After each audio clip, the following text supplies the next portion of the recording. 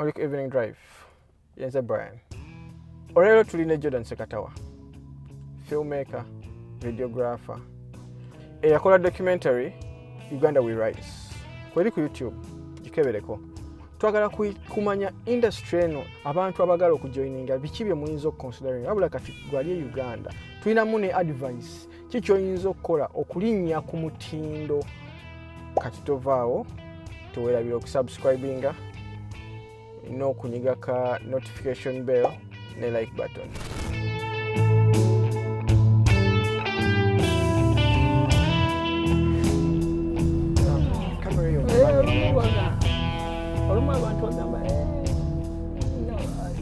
Sitera kubeerawo omuntu n'agamba obeeyo kale babuuzeeyo kamera kikaaki n'ebiseera ebisinga kikomaawo oba bajja bagoba nze kitera n'okwogera n'abantu.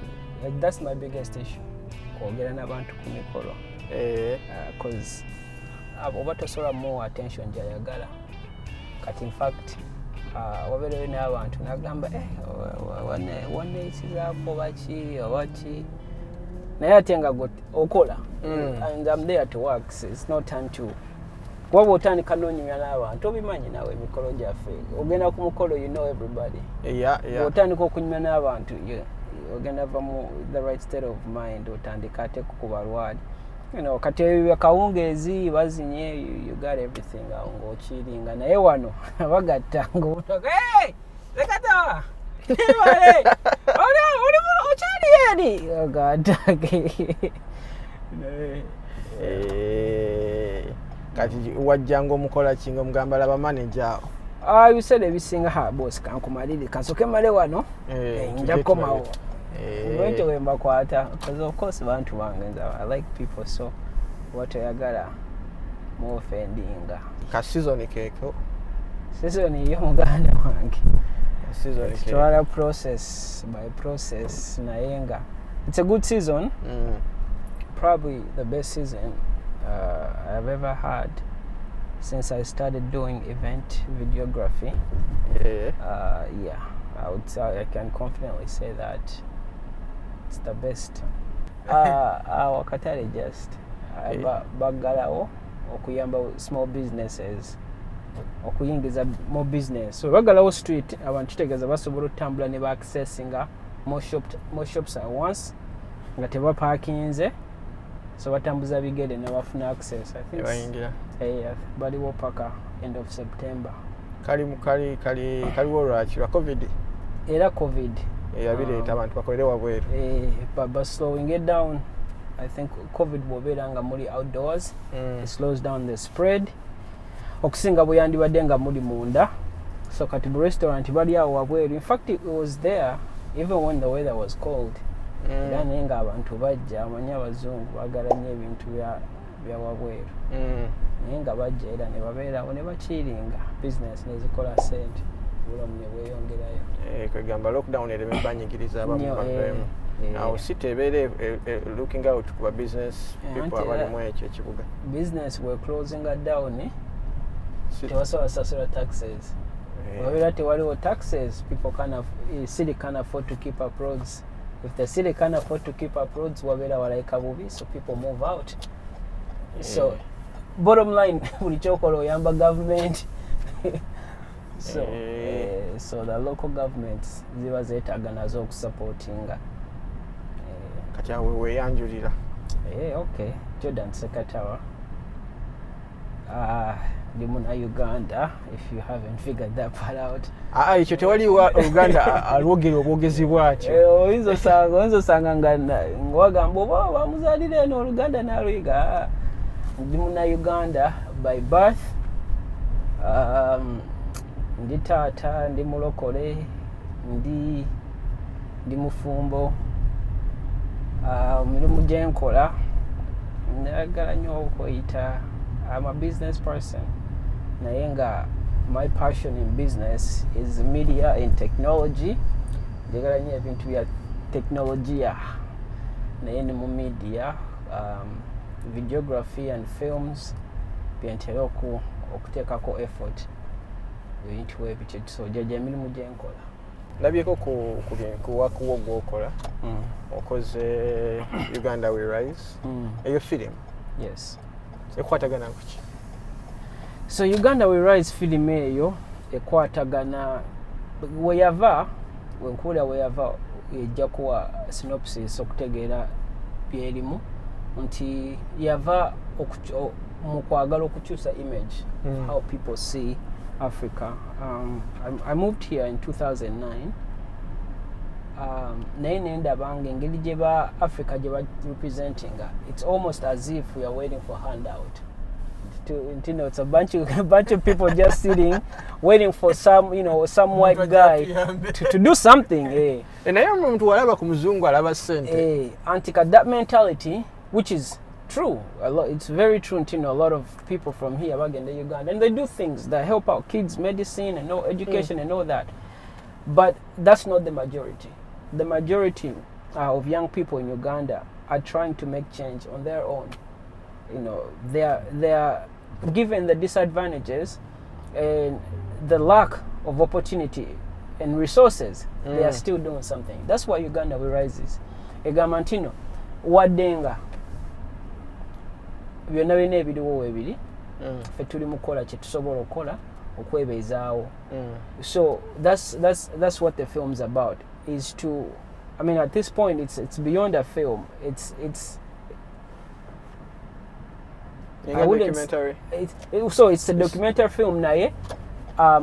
For me it's more of a long-term project to help build this idea and also to provide resources. Nayenga, the film we have on YouTube right now, which is description together you take out once. Also don't forget to subscribe. Uganda We Rise, is it like a one-time project? No. Or church is Zimba? Uganda We Rise in church is Zimba. In fact, my end goal, when it's all said and done, njagala ku documenting growth. Nti kale wano wetuli, like nga wano wetuli mu Waltham oba mu Boston, there are other people abakola ebintu ebinene, or even in America, anywhere in the diaspora, abakola ebintu ebinene okusingako ku bo. Omanyi ng'omuntu akola something nga naye the project is bigger than them. Kati people like that, I want to understand their contribution. Kubanga olaba sometimes olaba omuntu ng'akola ekintu, you can see what they are doing, but you can't fully understand paka ng'akugambye. Okiraba Kati nze I'm a Christian, so I'll give you an example. I see like churches or church ng'ebaddewo myaka, and when you hear their vision of okugula ekizimbe oba okola ti, you know it's beyond them. Okay. It's for the next generation. It's for it's going, the beneficiaries tebabalabanga nako. So when you see someone about opening up a restaurant or doing something here in the diaspora oba Uganda, omanya ekyo si kikye. Olumu otunula n'ogamba ono omuntu ddala kino ekintu akikoledde n'abajja. So I like to, because my style of films is documentary, so mbeera njagala creating it's going to be shorter films nga nezi highlighting those visions. It's not really necessarily putting focus on one person, but the vision of why we do the things that we're doing, because ebirungi byonna biri maaso, so we need to document today so that in the future we can have a clear understanding of our history negye tuva. Eyo idea eri brilliant. Ogiriko weka? Uganda We Rise mulimu abantu bangi abali involved, but you can say I lead that project. Naye nga mulimu abantu bangi abali involved in many ways. So this is what makes this project different. Although it's in the media space, they're creating a film. Many people abalimu, they know nothing about films, but they are individual contributors in their ideas, but also in their scouting. Kubanga, when it's, like I said, when it's all said and done, it has to be a documentation of a time, time gye tulimu, because things are going to change. Yeah. Ebintu bigenda kyuka, wali obaddeko ebintu ne bikyuka n'ogamba oba naliwo ntya. It's almost, it's like kiringa ekitabeerawo. Obeera mu mbeera sometimes n'ogamba there's no, you almost can doubt yourself. N'ogamba nze sisobola kubanga natambula nga sina motoka, because when you drive a car too long otuna n'omuntu atambula n'ogamba naye gobeerawo otya naye nga weerabidde. So when times nga zigenda, a good example is COVID-19. Can you even imagine what life was before COVID-19? You could ngogenda ku cake ku party omuntu nafuwa ku cake n'ogirya. Yeah. Okitegeera. Ngomanya obulusu bwawanduddeko. Okitegeera. Onzijja ku cake. Okitegeera naye kati omuntu n'akikola. Yeah. So we couldn't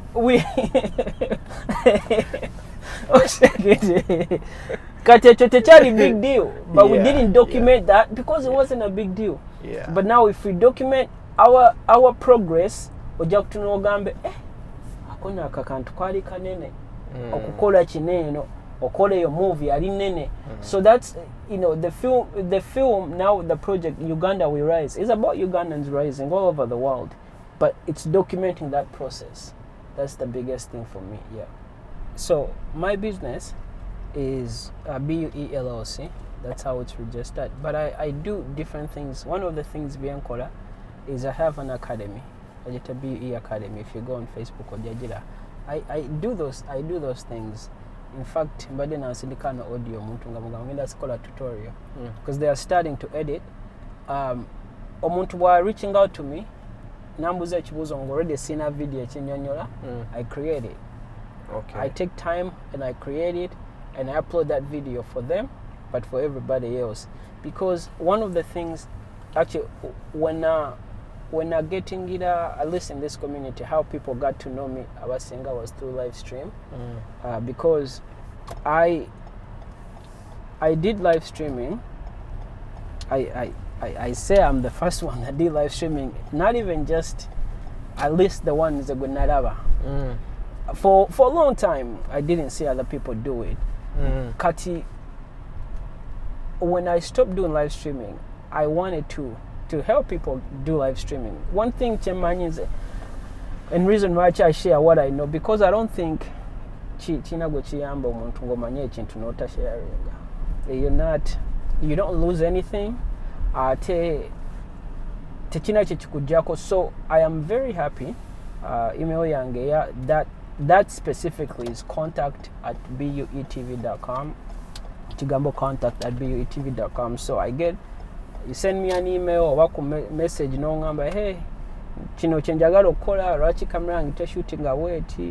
I can try to help you on the phone. Never chiba chataga video. I can do a video and explaining what you have to do. About it's a camera thing, how to set up, the ISO. Do you need an ND filter, or how to color grade,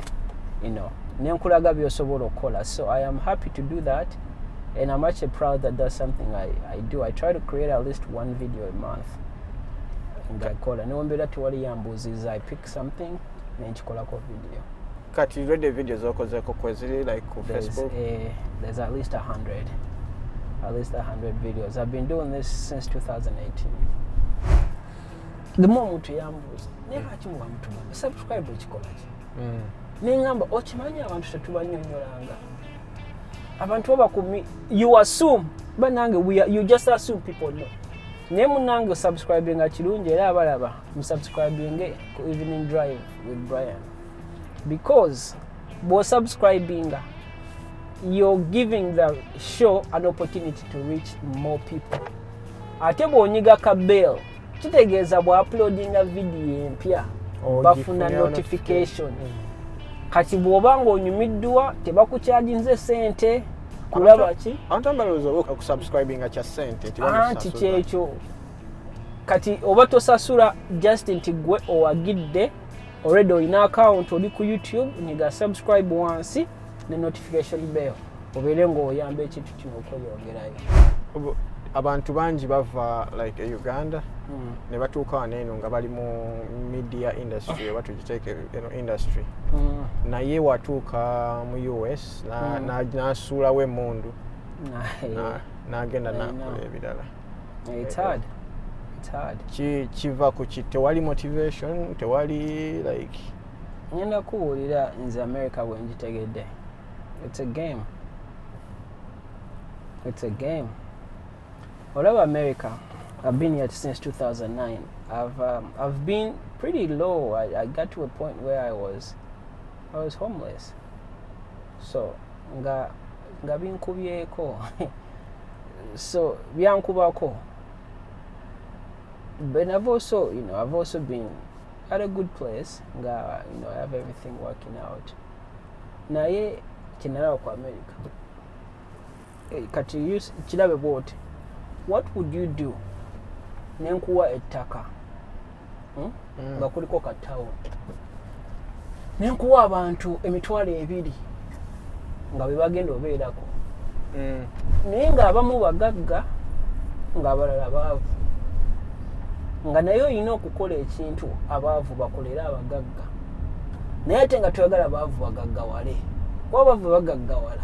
Tujja kubeerawo n'abaavu. Tujja kubeera n'abaavu bamala bakolera bagagga. Kati olina setting up system. Ng'omwavu alowooza yeeyongere mu maaso ekimala so yeeyongera okukola. Naye ate nga tatuuka mugagga.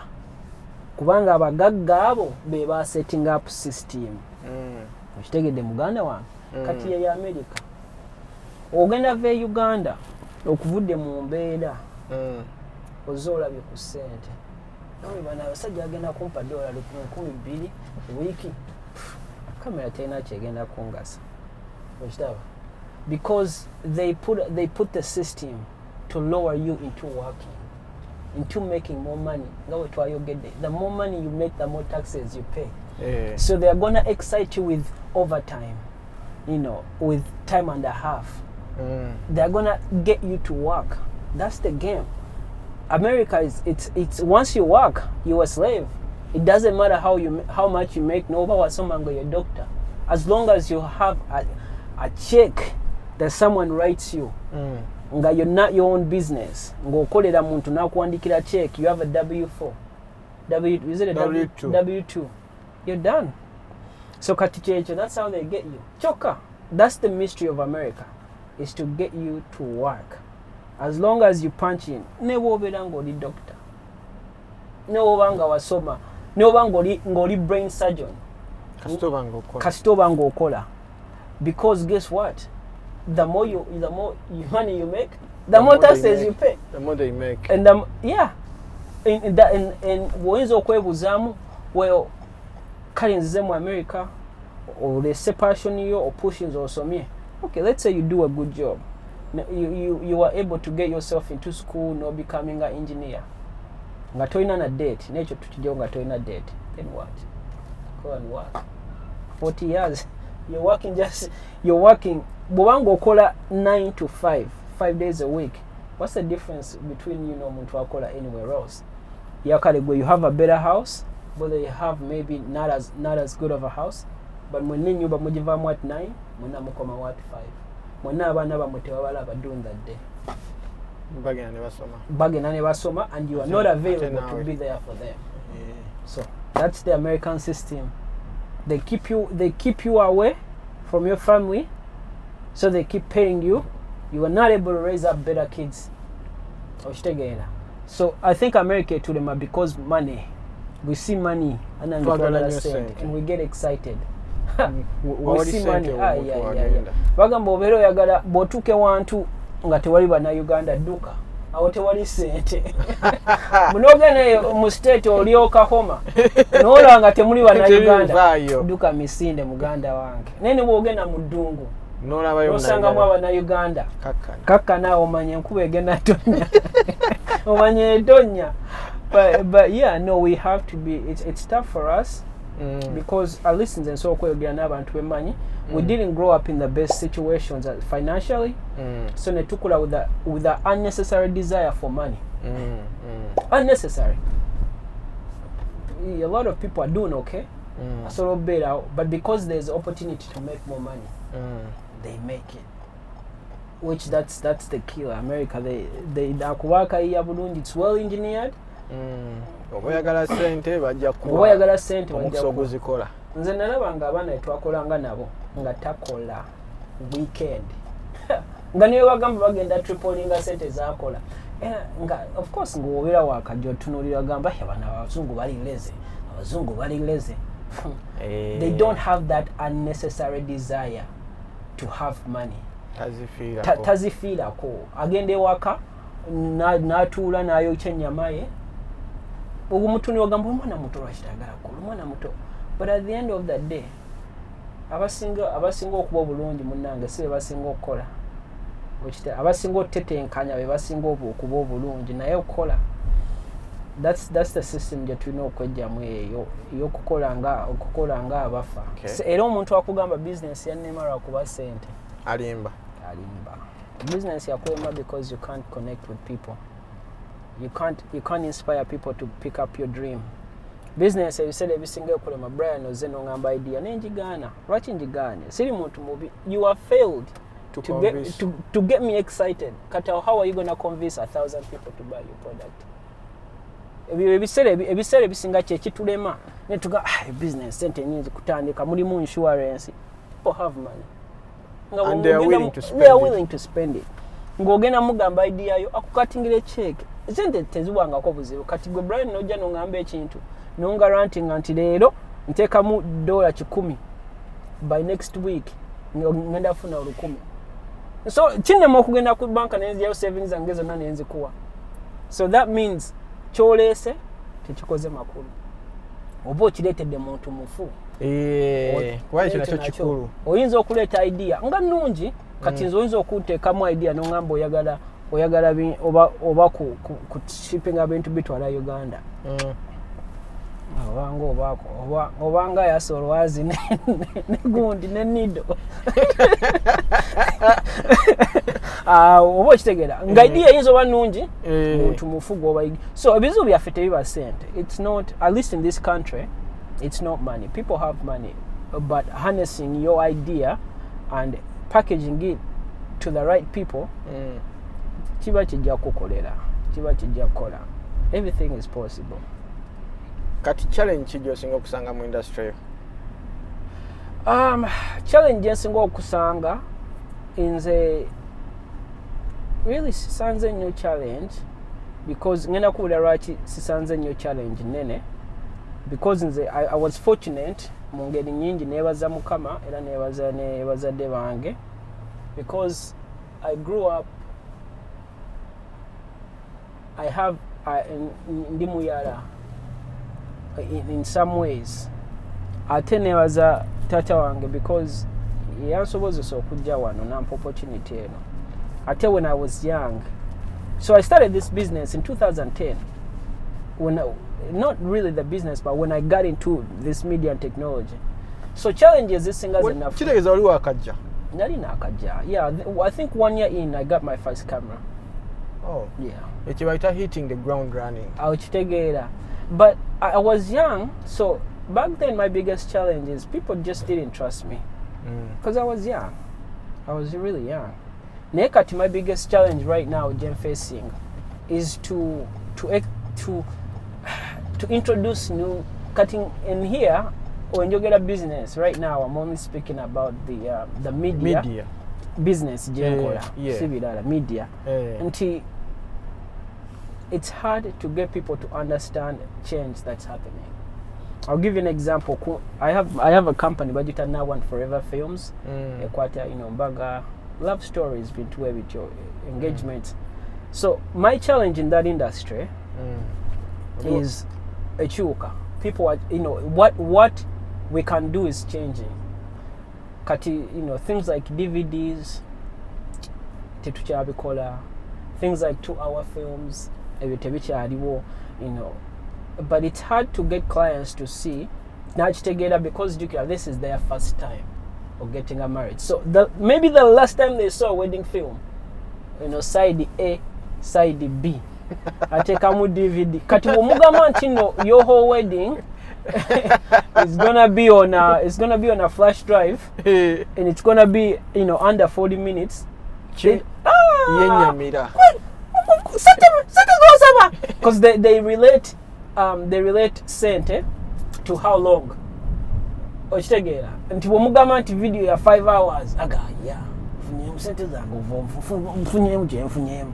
Okitegeera but they don't understand that naye kennyini ne bw'ogimuwanga ya 4 hours tagenda gira obudde tabulina. So we our films are condensed, so but that's the biggest challenge is trying to explain to people nti kankweka video akeddakiika 3 kosobola olaba wano real quick whenever you wanna okujjukira yodde nkwene ya 40 minutes akathiri okasharinga eya 40 minutes ebere ku flash drive ebere waka you secure it somewhere nti bwoliba olina time under an hour ojirabe so I think that's in that industry that has been the biggest challenge. Now we overcome that by educating clients no munyonyola no mugamba you know what you don't get everyone but hey we move on. We move on. So whatever videos Rachi company is now and forever films, not videography. All my clients know I'm creating a film, and there's a difference between a video and a film. A film has artistic expression by the creator. I get to choose the songs, I get to choose how I present your day. If you want a videos jangu take our camera kwate ekibaddeo kitulage nga bwe kibaddeo gendeeka. A film I ask you to abagole mbasaba ne bakola n'ebintu bye batandikoze ne nkugamba mukwateko wano ku kifuba ne nkugamba kati mubeere nga abeegoba okiraba no directing because I'm making a film. So I've never ever client nangamba talinga tewakataddemu oba on the 3-minute film eri ya 40 minutes I am more flexible okuteekamu biki naye in a highlight that's the film that I'm making you era naawe olina okuba nga gye walabyeyo omuntu omulala nongamba njagala oyo mwana oba oyo gayi ankolere film. So but client babadde okay. And one thing that I want to share is I interview all my clients abayimbaga in a way that I understand who they are and what they want.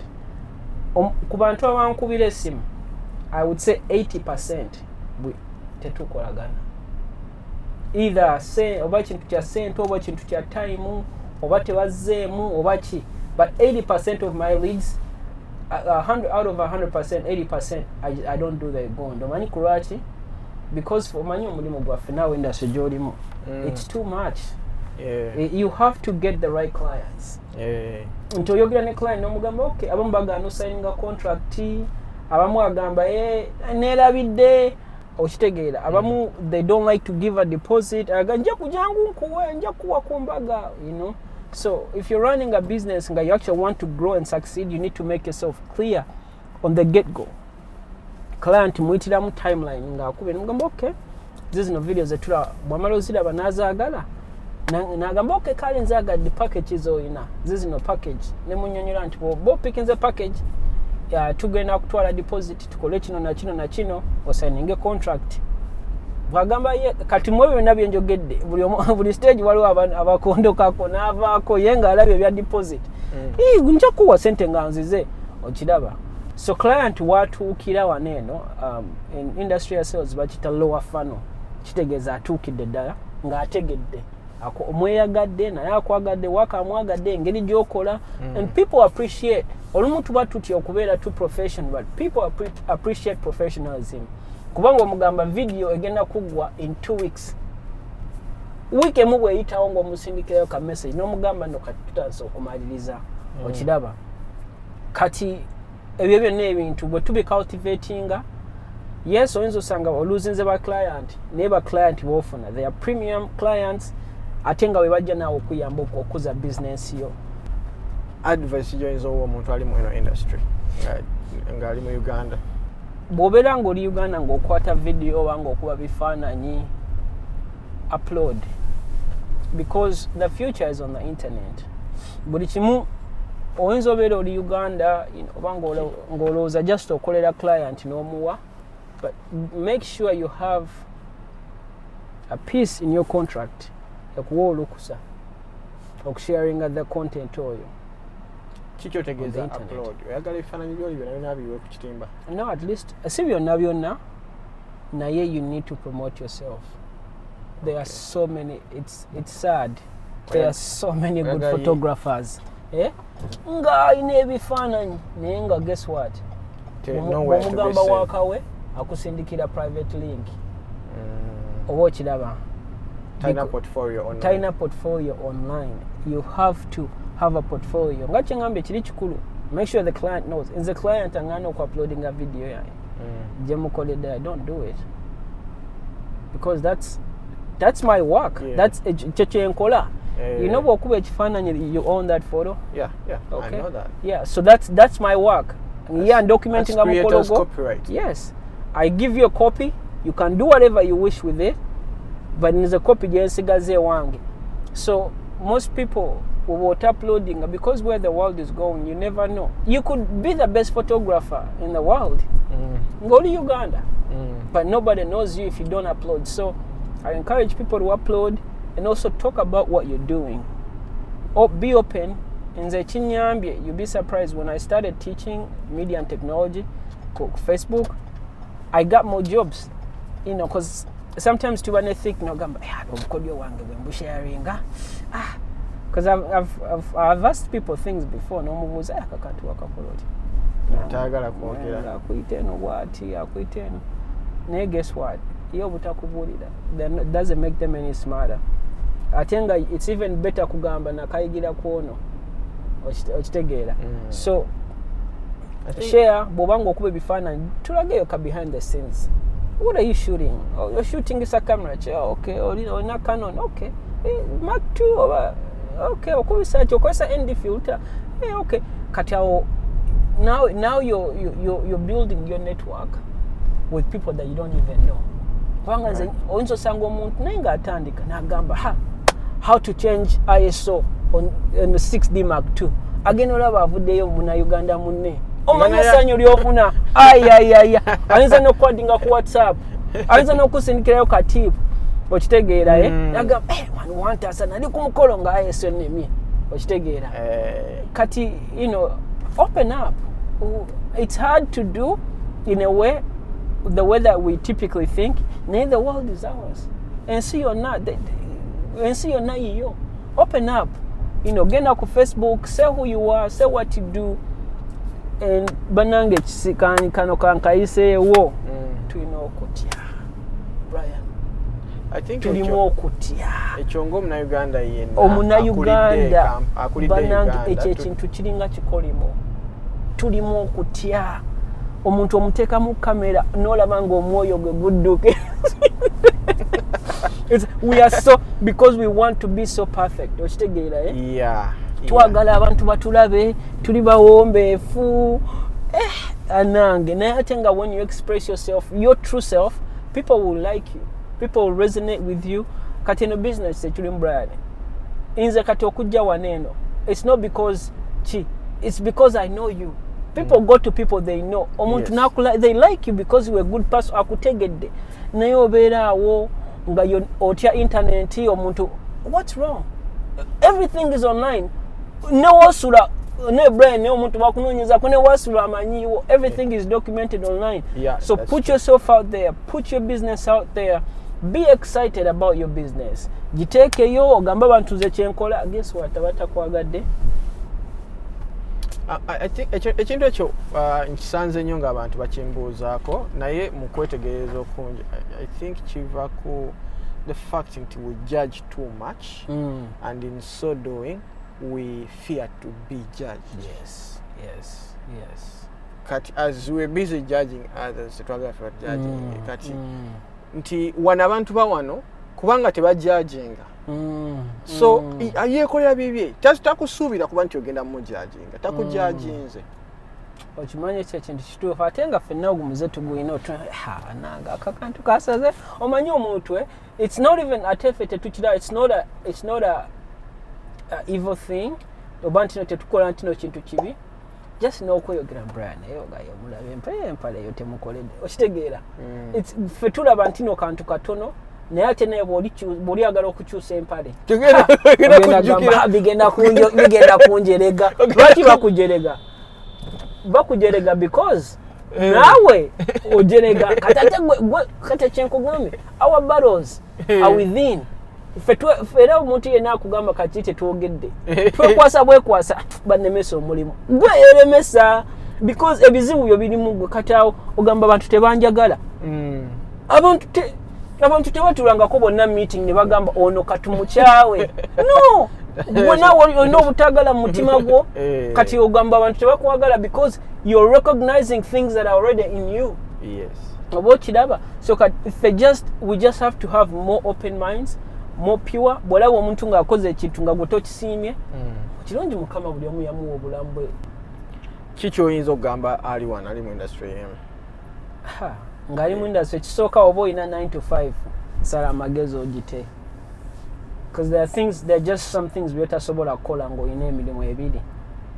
Bubanga this is a long time waliwo abantu bakikola weekend ifunawo kasente hobby just say that's fine naye obanga olina vision olina ne business noonya amagezi weewe time tova ku mulimu oba toli ready naye oba ng'okyagala weewe amagezi weewe time oba 6 months oba mwaka gumu okiwe obudde 100% because you kijja kubeera kizibu okweyongerayo nga taking a risk.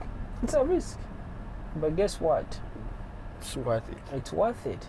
You have to know until there's a chance to fly, but with that chance to fly there's a risk to fall. Until everything has risks. Naye nga bw'obeera nga weesettings up ofunye ebyuma byo nga you can condense your life and also lowering expenditure, you can shoot up. Without even just the economics of working more, if you have a business you're full time no kukola omulimu, just the amount of money you're paying in taxes onza n'okwesanga your take home nga is more as a business owner than it is ng'okola ku mulimu. So yeah, I think that's the biggest advice in the diaspora. Find a way to ditch your 9 to 5. Njagala kwebaza abantu bonna mu community eno abansupportinze kubanga business tosobola ogikola naye ogikolera abantu era omuntu bwakubira ku mukolo gwe n'akuwa omulimu nange naaba akuyambye aba asobola okuguwa omulala oba n'obutakikola. So in a way tubayamba ne tubawa service naye munanga abantu batuyambe nabo. People have supported me, so njagala kwebaza abantu bonna mu Boston community ddala aba na Uganda for supporting me. Nabo njagala kwebaza okundeeta kuteekako ku mpewo netwogeramu nange, so thank you. Abantu babulire gye bakusanga?